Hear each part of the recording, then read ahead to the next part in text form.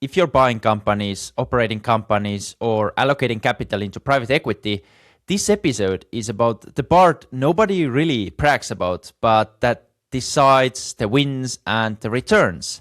Because deals are great, but the money is made in operations. My guest today is John Seiffer, and for decades he's been the person founders call when growth starts getting very expensive or just messy and fragile. And that across manufacturing, software, restaurants, chemicals, and professional services. If you're trying to turn a 5 to 20 million company into a machine, or if you got a portfolio company that's flat and you need levers to pull, or if you're an LP or GP who knows the spreadsheet part is rather easy and the execution is the whole game, you're going to want to hear this one. And this is my conversation with John Seiffer. My guest today, John Seiffer, he has spent decades helping entrepreneurs across industries, manufacturing, software, restaurants, chemicals, professional services, and he always finds the same pattern. Founders are great at what they make, great at what they sell, but not great at building the structure that lets the company scale. And this is what we're going to discuss today. John, thanks a lot for coming to the Holdco Builders podcast. Yo, Mick, thanks for having me. And I just want to say, because we're talking about holdcos, I have a line that I use frequently. Deals are sexy, but the money is made in operations. And my focus has always been on, in my own companies, how do you grow them from an operational standpoint? And then 30 years ago, when I started coaching other business owners, it was about the same thing. Okay, that's great. Thanks for bringing this out. Yes, there are a lot of Holdco builders listening, but all those builders know probably the importance of operating and growing those businesses. One, to maybe sell them in the future, and number two, maybe just to improve the cash flow so they can start making additional investments from this cash flow. Exactly. Another one of your quotes, most businesses don't fail because they run out of money. They fail because the founders never understood how their businesses actually work. So let's start with this one. Yeah, that speaks to the business model. And the business model is basically, what does it cost you to get a customer? All the marketing and sales and effort that goes into that. And then what's the lifetime value of that customer? So the lifetime value depends on the gross margin of what you have to fulfill, because they give you money for something that they value, and you have to do it for less than they paid you. And then also the repetitive or non-repetitive nature of their relationship. So one of the quintessential examples is the razor and the razor blades versus the electric shaver. Now, the end result is, for somebody like you, clean face, not me. But if you sell electric razors, you have to make a profit on each and every one. If you sell razors with blades, you make a profit on the blades. And so you can give away the razor for free if you want, but you have to make sure that there's a way to lock them in to buying your blades over and over again. So very different business model, lifetime value, etc. But if you don't understand that about your company, then it's hard to scale. Now, how did you learn those lessons yourself? Was it like a painful, you had to close down a business for this reason, or how was it for you like that? What happened to me was, I'm a project person, and I love learning about how businesses work, and I'm very lazy when things get repetitive. So in my businesses, what I realized was, once it got to the point where it was repetitive, I would tend to either put somebody else in charge of that or get rid of it and move on to something else. If I stayed around too long, I would always come up with all these new ideas and, things that maybe in some cases were disruptive. So when I got into coaching, a bunch of us got into coaching at the same time. We started the International Coach Federation. And one of the principles of coaching is to figure out what motivates you. What are your values? And I realized my values are learning, particularly about business, and teaching. I like to teach what I've learned. So I put that in place. One of my weirdest companies, and actually was the most lucrative, we sold movie libraries to apartments. So if you picture an apartment with 300-400 units, we gave them like 50 movies, and they could make it available for free for people to borrow the movies. It was a marketing tool for them. We changed the movies out every month. So there was Netflix before Netflix. That was okay. But what was really unusual was this was in the 90s, and I started the company with a buddy of mine in Texas, ended up buying him out. Didn't like living in Texas. I wanted to move back to the Northeast of America where I'm from, and it didn't make sense to move the company. So I moved myself, left the company in Texas, and ran it from 1,500 miles away. That's not uncommon now, but in the 90s, when the internet wasn't doing what it does now, that was pretty uncommon for a small company. And so they would overnight me data tapes, and I eventually got to the point where I had delegated and offloaded, replaced almost every part of what I was doing, except for a very little bit of the high finance and the marketing, because we were still struggling to figure out how to reach this market efficiently. But other than that, the day-to-day stuff other people were handling. When I started coaching other business owners, I realized that their being on site and in the weeds, they were very quick and they were good at solving these problems, but they weren't good at pulling themselves out and preventing the problems. So that's kind of how I got started with that. In here, I think it's great to add one of your another quotes, or I would say not a quote, but if you look at those business owners, the founders, how quickly can you tell, like, what are they missing and what's the issue there? Is it the business model? Is it the founder itself? How do you analyze this business and this client when you start with? Yeah, so people come to me usually when they're frustrated with a problem. And or when they just say, look, I know there's more here and I can't figure out how to get to that next stage. If you think about when you go to a doctor, there's two different situations. One is you're in pain, you're feeling sick, something's the matter, and you kind of drive the conversation. You say, this is where it hurts, this is where we need to look. The other situation is you go to the doctor when you're well. It's a regular checkup. And the doctor looks at your history, your age, whatever, and says, I think we need to run these tests just to make sure everything's fine. They have in the back of their mind a understanding of what good health looks like. And so my work, I have an understanding, and I have developed this over the years, of what a healthy company looks like. And so I match what my clients are going through with that healthy model. And even if they're frustrated, we say, okay, well, let's look into this. The frustration piece may determine where we go first. Is it a particular employee? Is it the system of hiring? Is it the system of sales? Whatever that is. But a good, healthy company does all the things that every other company needs to do at the highest level. They have to sell. You have to make something that people want to buy. You have to deal with the people and the team. You have to deal with the money. You have to put some protections in place, and then you have to put scale. You have to grow, put plans and strategy and that kind of thing. Those are all at the highest level very similar. At the lowest level, where how it happens is different from industry to industry, company to company, and where people often get stuck is the disconnect between what the employer expects people to do and what the employee thinks a good job looks like. And that was the genesis of my book, Output Thinking, because what I realized was you don't hire people to do the work, you hire people to do to produce the output of that work. It's a very subtle difference, but if you think about, you get in your car to drive to the supermarket, you don't want the drive, you want to be there. You want the results. And when you hire somebody, you hire them for that results. But if you're not very clear on what those results look like, how often, how many, what the quality is, etc., they may have a very different opinion than you. And with small business owners, and small is relative. My clientele is usually from 10 to 100, 150 employees.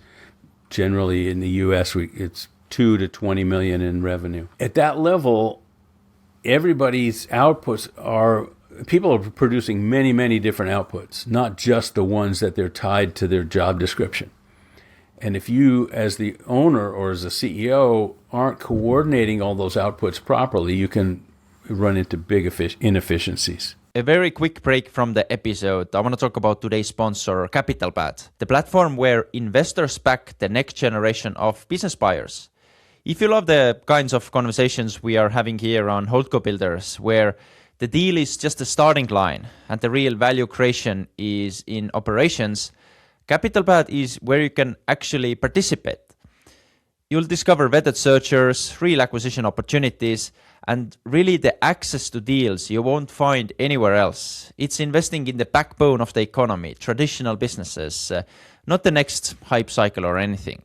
So if you believe in backing builders instead of betting on startups, check out capitalpad.com and start partnering with searchers who are out there buying great small businesses today. Again, capitalpad.com. I'll put the link in the description. And now let's go and continue the conversation with John. Very often the employer expects and wants more from the employee. I mean, when we are hiring someone, for example, the consumer loan company we are building, we would like to grow our loan portfolio. Obviously, if we hire a sales guy, we expect him to do much more than maybe he is capable in the first maybe 2 or 3 months. So how do you solve this, or is it solvable? Because employer always wants more of what they oftentimes get, I assume. Yes, but a good employer understands that there are limits, that there's only so much a good person can do. What they need to figure out is what's the difference between a good person and a great person, and how can they support somebody to be great. Often there's 2 parts to that. One is giving them the right tools, giving them the right training, giving them all that. The other part of it is breaking down the process that you expect that person to use into what I call subdivisions. So sales is a great example. If you look at it from the buyer's perspective, the buyer's journey is, at one end, they've never heard of your company. They need something. They don't know about you. You reach out to them, say, hey, here's where we are. If you have this problem, we can solve it. Here's what we do. That's generally called marketing. And then that becomes a qualified lead. That lead then is handed over to sales. And in some businesses, depending on how people buy, the salesperson may put together a proposal. They may put together special pricing, et cetera, and then they close the deal. Well, in a smaller company, you have 1 or 2 people doing that whole process themselves. But they may be better at one end of it than at the other. And if you want people to be more effective, then you would break that into subdivisions. So you would have marketing people who are really good at the marketing side, just doing the marketing and producing leads. And then people who are really good at closing those leads and closing the deals, doing the sales. And they wouldn't be spending their time, neither set of people would be spending time on things they're not great at. But that takes managers to figure out how to divide that workflow. That's what I call working on your business. Michael Gerber coined that great phrase, work on your business, not in your business. Well, in a SMB company, the person at the top is very often working both. But they do have to spend time designing the workflows and supporting people to be their most effective people. Now, when you look at those companies or a specific company, what are maybe the first 2 or 3 numbers or patterns you analyze to really diagnose that the founder or a CEO doesn't truly understand their business model? I want to know, what is the cost of a customer acquisition? It's often called CAC, customer acquisition cost. What does all of the money and time and effort that they spend in a year, let's say, marketing, sales, and all of that, divided by either how many customers they get or how many sales they get, depending on whether it's repeat sales or recurring sales or one-offs. That will tell them, what does it cost to get one more sale or one more customer? That's one thing you want to know. Then you want to know what's the lifetime value of that customer. So you want to know what the gross margin is, and that depends on the revenue streams, the things that they buy. And in many companies, they may have multiple revenue streams. So you have customers that buy different things for different reasons. Let's take a manufacturing company that sells retail, but also wholesale. So they may have a retail store and they sell directly to customers one-on-one, but then they also wholesale to other retailers. Those are different revenue streams, even when it's the same product. And they need to treat those differently. Now let's talk a little bit about scaling and growing those companies, because that's oftentimes the goal with those portfolio companies for holding company builders. What comes to mind when I'm saying like most common scaling myths that really kill companies when they try to grow? One of the big myths is that if you just put more of your earnings back into the company, that's a good thing. If you haven't calculated what's called your return on invested capital, you don't know if the company is growing actually because of the investment or despite it. So I have a client who is in the software business. They sell software for CPA and accounting firms to manage their workflow. Until they started looking at this, they were spending $90,000 a year on Facebook ads. And they just figured that's what you do. Got to put money into advertising, so we put this money in. They didn't track where their customers were actually coming from.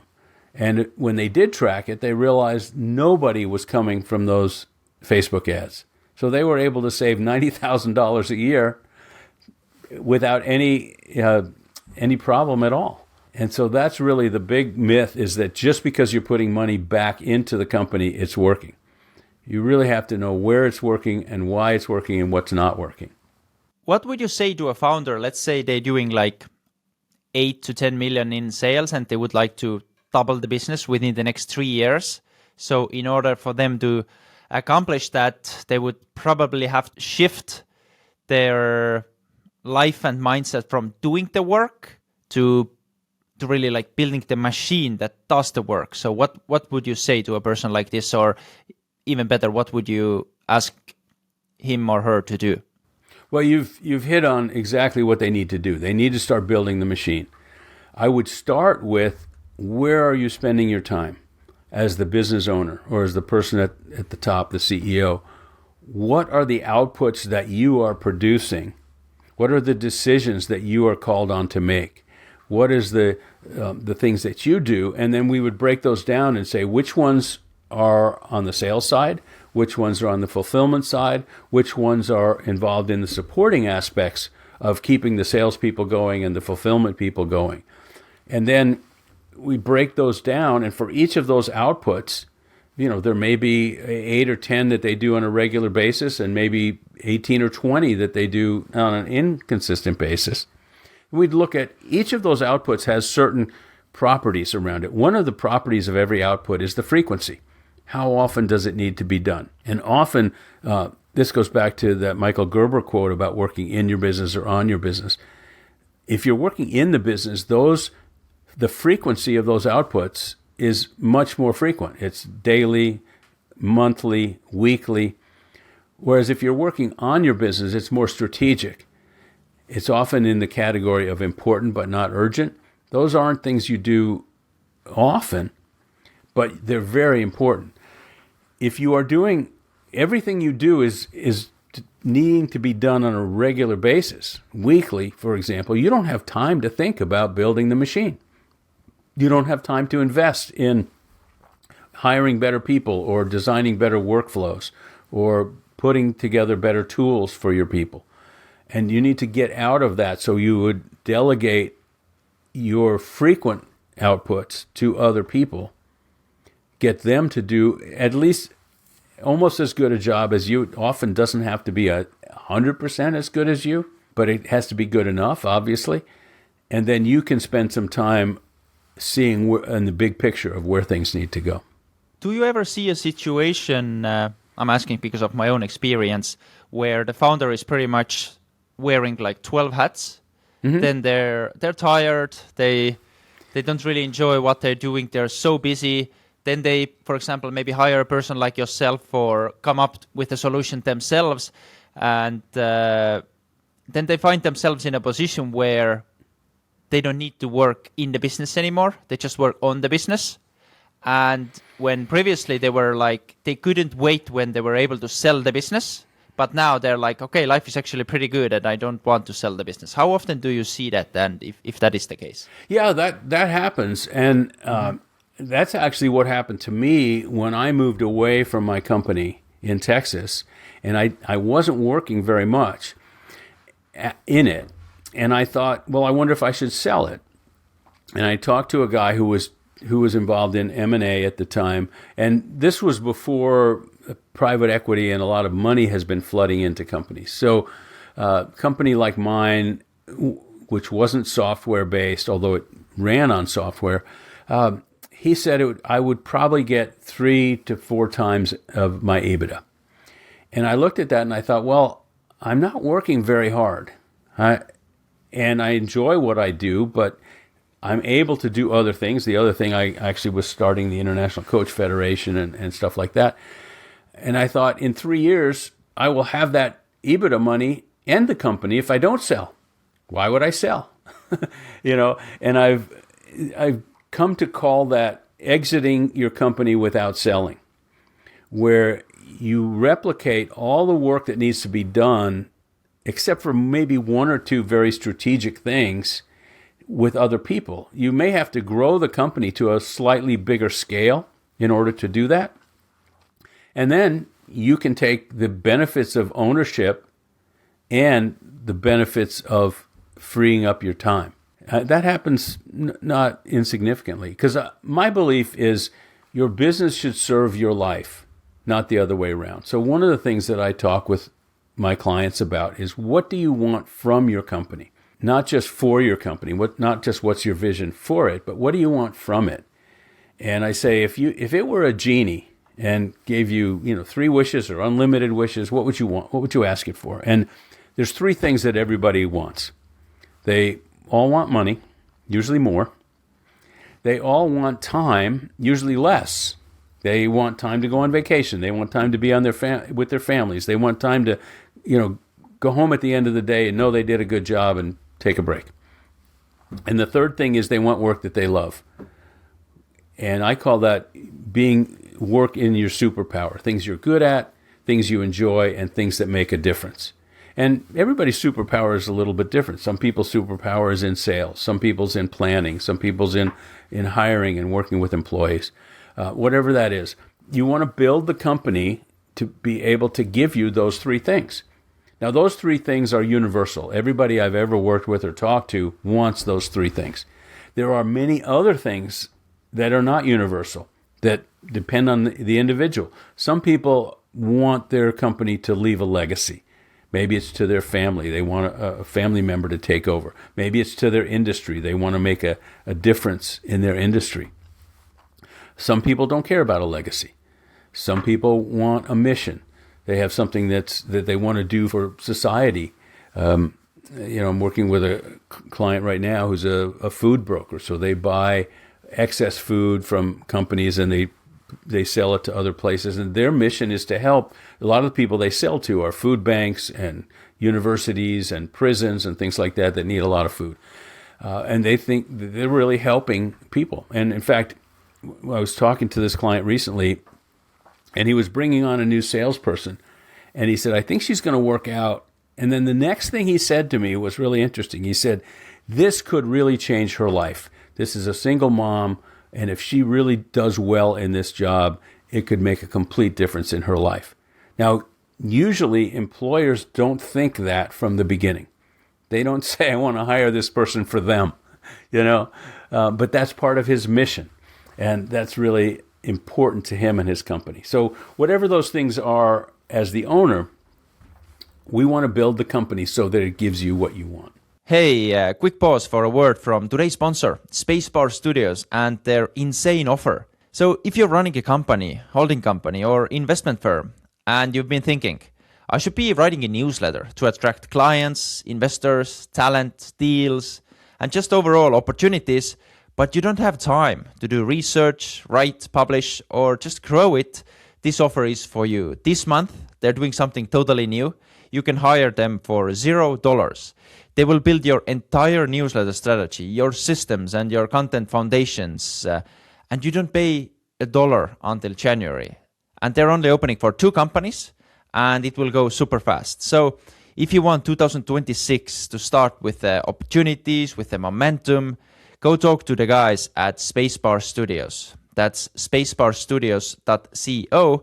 Book a call, have a conversation, ask more questions about their offer, and if everything sounds great, sign up and give this a chance. spacebarstudios.co. And now back to the conversation with John. But what about you, John? What had to happen, or in what type of situation were you yourself when you asked yourself this question, what motivates me? Because you said this was really something what got you thinking, but I think people, business owners, CEOs, they're so busy working in the business, days are long, and they don't have this moment, okay, what actually motivates me? Because I know I have this 5 meetings tomorrow and that deadline for some products, for example. Yeah, so I was always motivated by having time with my family and time to do other things that I liked. And so I don't say never. I mean, there were definitely some times when I was working very long hours, but I did not consistently work, 80 or 100-hour weeks. I felt like if something is demanding of my time and it's not temporary, then I need to figure out a better way to be able to run as a marathon and not a sprint, if you will.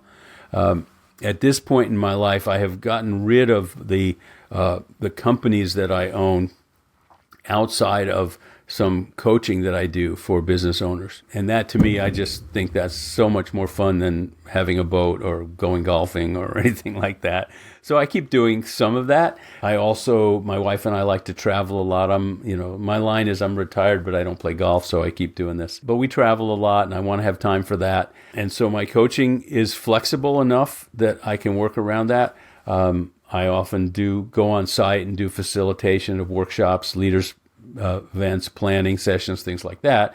But I do that in service to the rest of my life. And I think every business owner should. One of the things that can trip people up, when you build a company, even if you've just purchased it or you built it from scratch, it's very demanding at times. And I get that. If you get good at scaling it up and working on it rather than in it, you often don't need to spend as much time at the business. And sometimes that freaks people out. They feel like, oh, I'm not necessary. What's happening here? What's actually happening is you are being much more effective in the smaller amount of time that you spend. So instead of spending time on something that brings in, let's say $100 an hour, you're doing something that brings in thousands of dollars an hour. And so you don't need to do as much of it, or sometimes you don't have the team to do as much of it yet. So you spend some time building the team.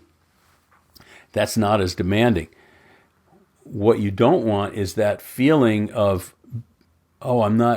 because I'm not so busy, I'm not so effective. And that's not necessarily true. And I have a client that I'm working with right now, and I'm saying, look, you have this tendency to worry when you're not busy.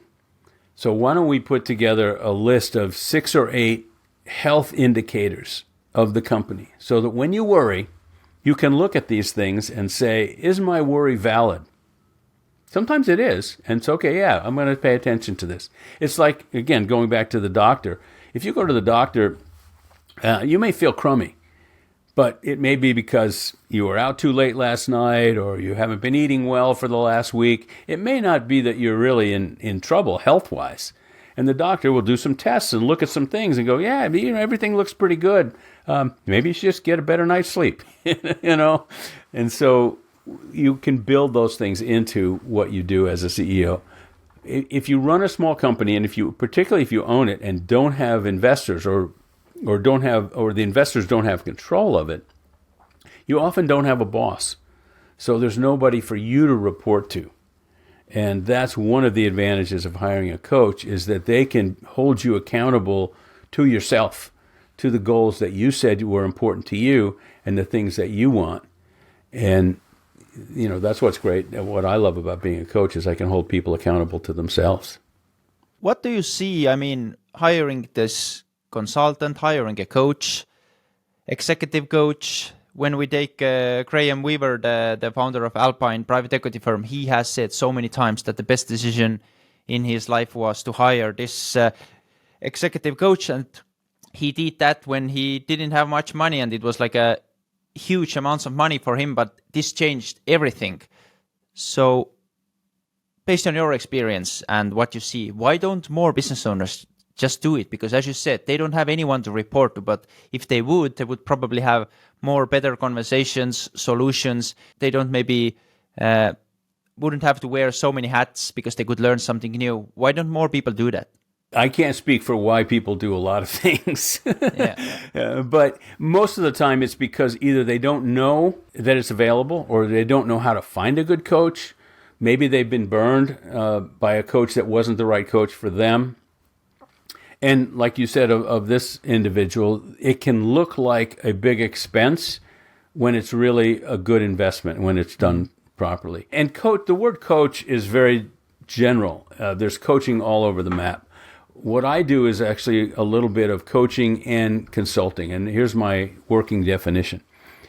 A consultant is somebody you hire to bring expertise in to the organization that you don't have, or to you personally. So you'd hire a computer consultant, you hire a tax consultant. A coach helps you maximize the expertise that you already have. So if you think of an Olympic athlete, a tennis player or a swimmer or something, the coach is stepping back, watching what they do, and giving a perspective that they don't have.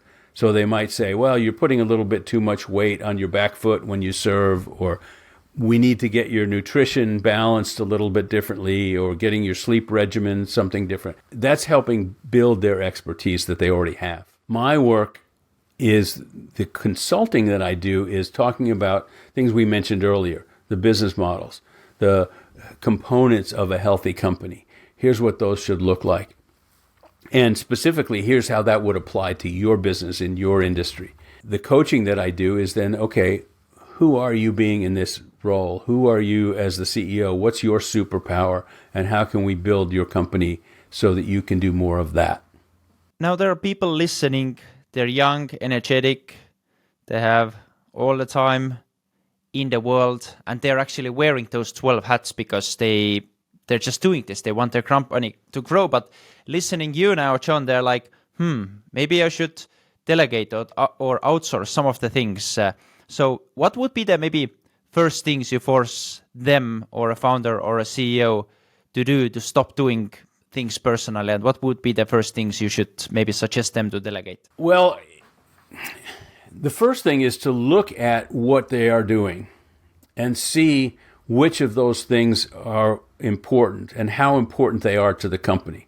Because you don't want to just deprive the company of something that it actually needs. You can't just say, well, I hate doing this, so I'm never going to do that again. I don't know if you're familiar with a company called Edible Arrangements. They make, it looks like flowers, but it's actually made out of fruit so that you can give somebody a gift of what looks like flowers and then they can eat it.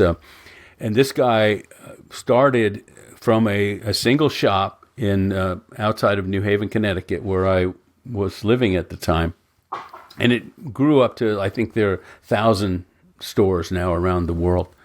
And he said something very interesting to me. He said, the thing that you hate is what's going to bite you. If you hate the numbers, you're going to ignore the numbers, and that'll be a problem. If you love the numbers, but you hate being out with customers, that's going to be a problem. So pay attention to what the business needs rather than what just you love. And then delegate the things that you are not the best at. Find somebody who's, if possible, even better than you at those things. Let them do that. And then you can do the things that you're really good at. I don't know if that answered the question, but yeah, it's perfect. Okay, and let's talk a little bit more about delegation. Okay, one thing to delegate is something you don't maybe enjoy doing that much. Mm-hmm. but is there anything else to look at? Because at the end of the day, I think the goal for at least the larger companies I've been looking at, and I'm oftentimes surprised, the guys running a huge portfolio of, say, almost 25, 30 businesses, they only have 8 people in the headquarters. Like, how are they able to do all this? It looks insane. Yeah, because they have good teams that may not be at headquarters that are actually producing all the work that needs to be done. The thing about delegation is when you delegate something to somebody, you have an idea of what that should look like. And if you aren't very clear in explaining that, there's going to be a mismatch. And that's the genesis of my book, Output Thinking, which came from this frustration that I saw at first as I was a young manager, but also with many of my clients, is that you would just say to somebody, can you handle this problem? And you would assume that they would handle it in a certain way, but you didn't specify it. And they might handle it in a different way because you didn't tell them. Let me give you an example. Let's say you have a competitor and you want to do some research on the competitor. And so you say to one of your good employees who's very smart, could you look into this competitor and give me some background on them? Well, you have in your mind what that should look like. That's a very vague delegation. Are we talking about just spend 10 minutes on Google, do a search, come up with something? That's one extreme.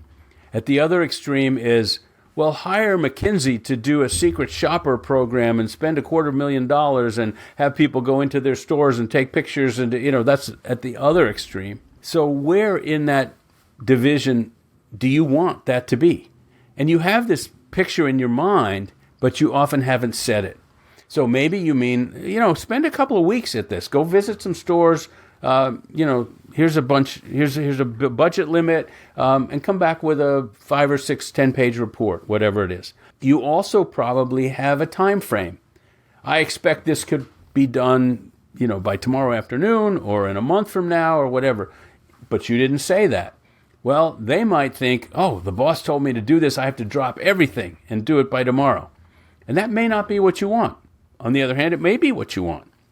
So that's the point of output thinking, is to be specific about the outputs that you want. The next part of delegation that's often missed is, okay, let's say I gave you the description of what it should look like, and I gave you exactly when it needs to be done. I want to follow up with you, let's say, in between times, just to make sure it's going well. If I don't tell you when I'm going to follow up, that can be a disconnect. So let's say it's Monday, beginning of the week, and I say, hey, can you do this? I need to have it done by Friday afternoon. Great. And then that's all I say. I bump into you Wednesday in the hallway, for example, or on a Zoom call, and I say, hey, how's that thing going? Well, you didn't expect me to ask that question, so you're unprepared. But you don't want to look like you're unprepared because I'm the boss. So you make something up. Instead, what I should do is say, look, it's Monday. Can you do this by Friday? You say, yes, I can, blah, blah, blah. I say, great. I'll check with you Monday. I'll check with you Wednesday morning and see how it's going. And the point of doing that is, if by Wednesday it turns out you misunderstood me or I didn't speak clearly enough, we still have time to fix it. But now I've told you when I'm going to follow up. You're not surprised. You're prepared. And maybe that is only a 5-minute meeting. Oh, here's what I've got accomplished so far, blah, blah, blah. I go, great, you're on track. We're done. There's 2 parts of delegating. Be very clear on the output, and then be very clear on when you're going to follow up. What would you say, what is the simplest full definition of a company that works, and comparing that with a company that survives? What would you say? What would you look at? I go back to a statement by Peter Drucker, who was the person who basically put the study of management on the map in the 20th century. And he said, the purpose of a business is to create a customer. So a successful company that works is one that has customers who pay them. And if you think about when you buy something as a customer, whatever you buy, you want that thing more than you want your money at that moment. So somebody pays you for something. You have to give them that something, whether it's a product or service, and you have to do it for less than they are willing to pay you. And that's a successful company that can do that over and over and over again in a way that gives the business owners what they want. Now, many business owners, particularly if you have outside investors, all they want is profit. I'm an owner of Google, a very small owner of a very small part of Google, and the only thing they give me is money. I just want more of it. I don't work there. I don't have any of the other stuff that a small business owner can get from their business. If you do have more control of a company and more involvement of a company, you want certain things from it. And so a company that serves customers, does so profitably, and does it over time in ways that gives the owners what they want. That's my definition of success. Now, sometimes that, going back to what maybe many of your listeners are concerned about, what they want is enough money and enough profit to buy another company and to build a holding company. And that's perfectly reasonable. So that's part of what they want from their company. But each company then, if they're going to sell it or if they're going to keep it, it needs to be operating well to provide that profit on an ongoing basis. But let's say there's a portfolio of few companies and one of them is so-called stuck, which often may happen if you buy many businesses. You sometimes make a mistake.